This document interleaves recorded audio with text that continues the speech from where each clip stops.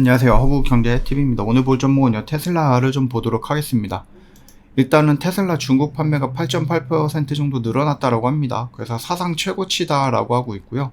미국에 좀 매력 공세를 좀 벌이고 있다라고 하는데, 아무래도 미국이랑 중국이랑 이제 조금 대립이 되는 부분이다 보니까 그 머스크가 또 중국 시장에 조금 뭔가를 좀 신경을 쓰고 있잖아요.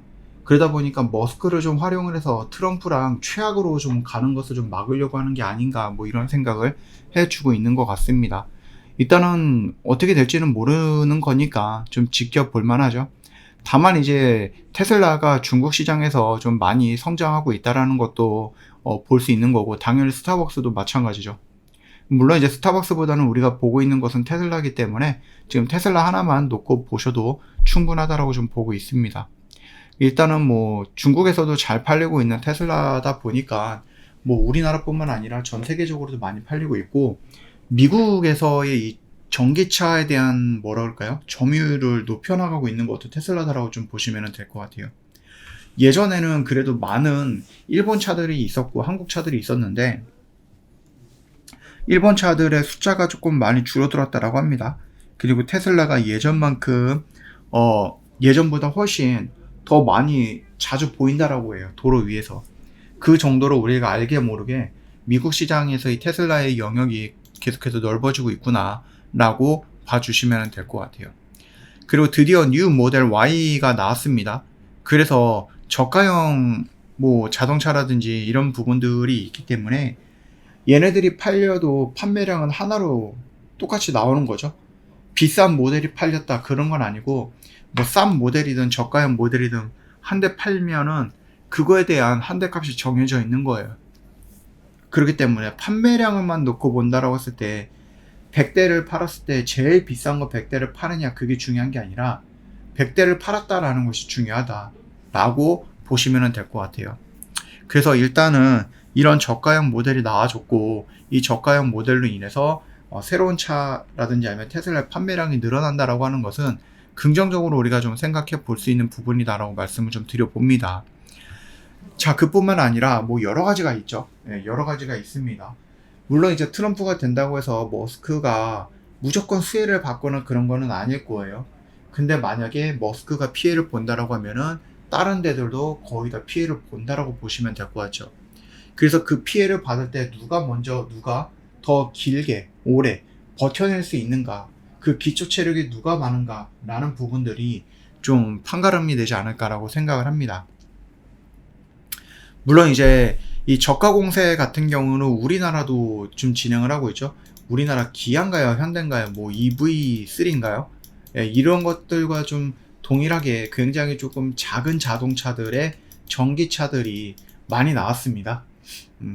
물론 테슬라도 그렇고 다른 데도 마찬가지고요. 그 다음에 이제 우리나라에 뭐가 들어오죠? 중국차가 들어와요. 이게 예전에 중국차가 우리나라에 들어온 적은 있는데, 우리나라에서 중국차를 찾아보기 정말로 어렵거든요. 돌아다니는 거. 그래서 우리나라 사람들이 중국에 대한 뭐 생각이 그렇게 막 좋거나 그러지는 않아요. 중국 애들 만들어봤자지 막 이런 식으로 좀 깔보는 경향이 있는데, 중국이 어마어마합니다. 우리가 생각하지 못할 정도로 정말로 많이 성장을 했고요. 우리나라가 따라가지 못할 정도의 기술력을 갖고 있는 분야도 굉장히 많이 있습니다. 그렇기 때문에 중국 전기차가 딱 온다라고 했을 때 과연 어떤 결과가 나올지는 모르겠습니다만, 물론 결과라고 하면 우리가 예상할 수는 있죠. 다만 한국차가 압승을 할 거라고 봅니다. 근데 그 안에서 중국차가 비중이 얼마만큼이냐라는 것이 중요한 거겠죠. 나는 10대 중에 9대는 한국차를 살 거야.